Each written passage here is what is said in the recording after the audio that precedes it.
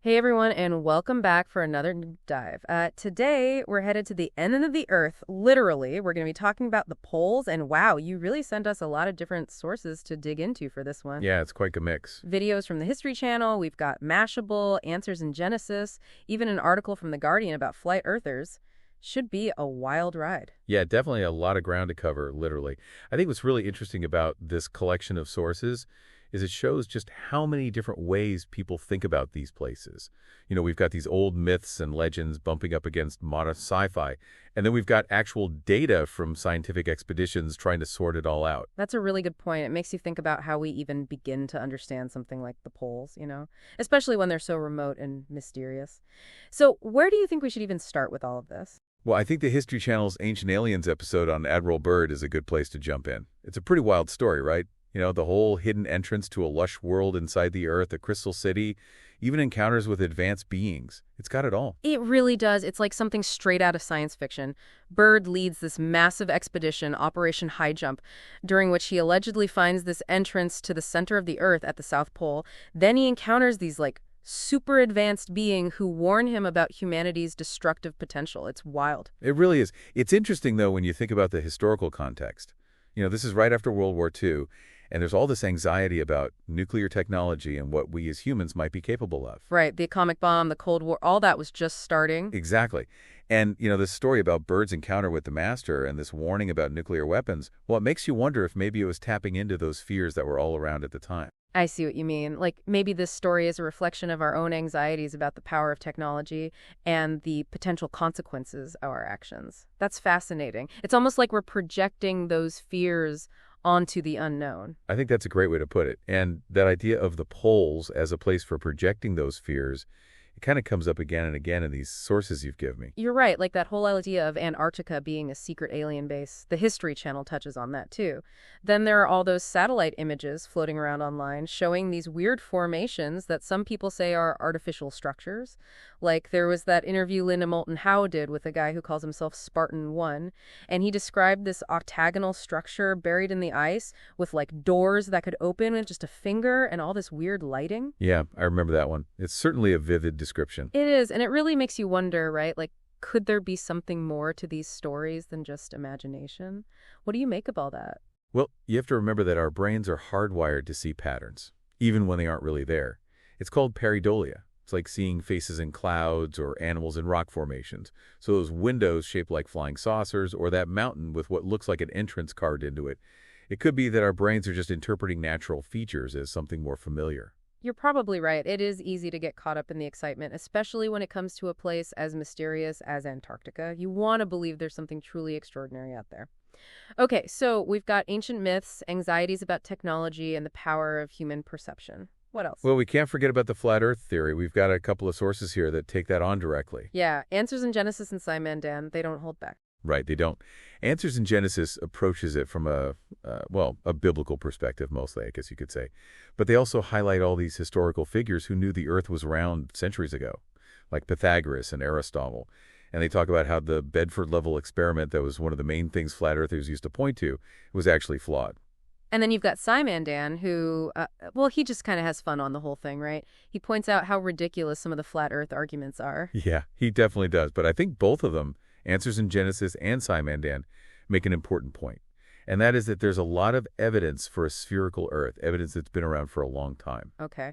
But then we've got this article from The Guardian that, it takes a very different approach. Instead of focusing on the scientific arguments, they actually go and interview people who believe in a flat Earth. Right. They tried to understand what it is that makes people believe this, despite all the evidence to the contrary.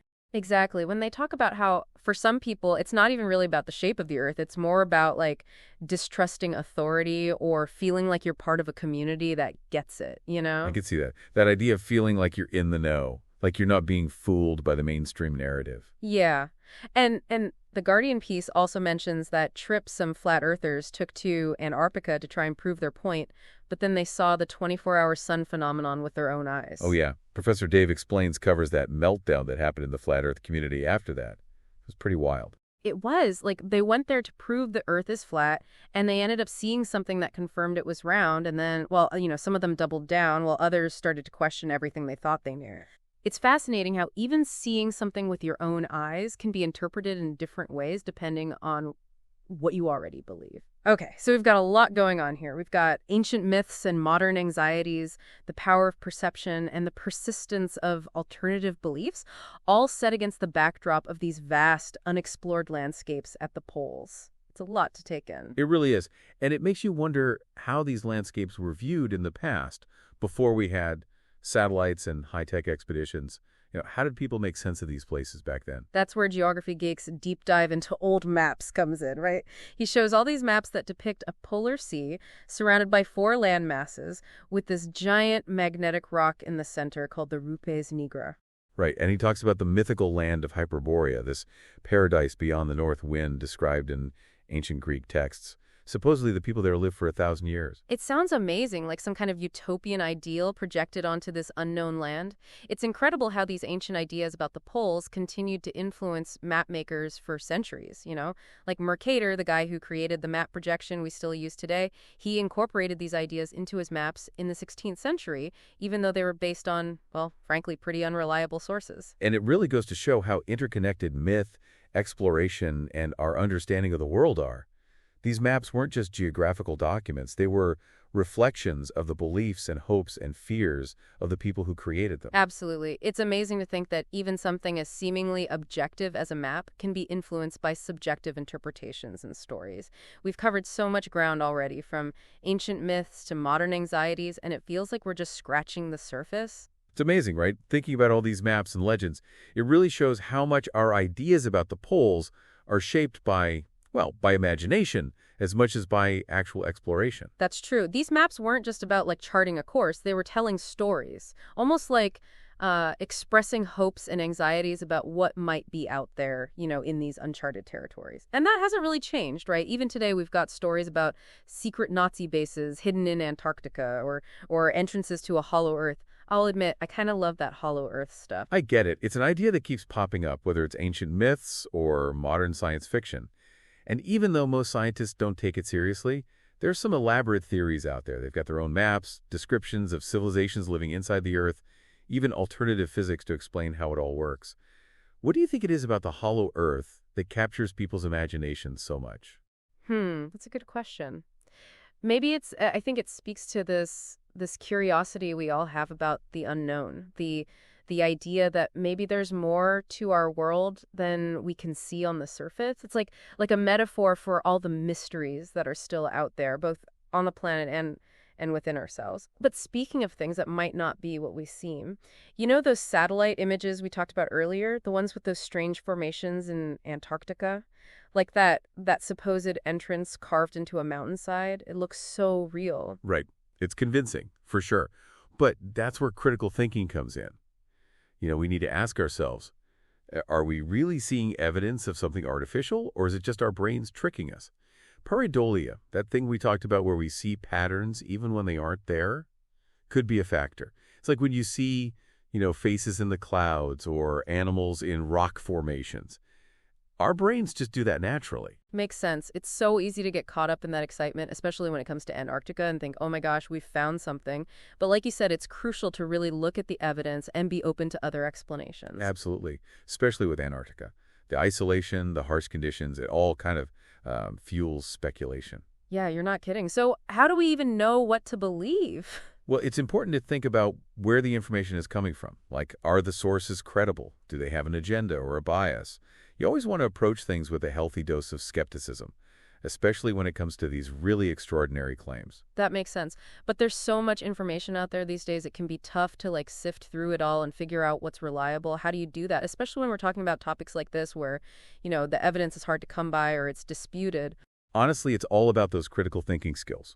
We need to be able to evaluate the sources, assess the claims, recognize biases, and most importantly, be able to tell the difference between speculation and conclusions that are actually based on evidence. Yeah, you're right. Sometimes I catch myself getting swept up in a story or, I see a picture and immediately jump to conclusions. It is a good reminder that our brains just naturally like to connect the dots, even when maybe there aren't really any dots to connect. It's true. It's about being aware of our own biases, and questioning our assumptions, and being open to the idea that we might be wrong. There's that great quote by Richard Feynman, the physicist.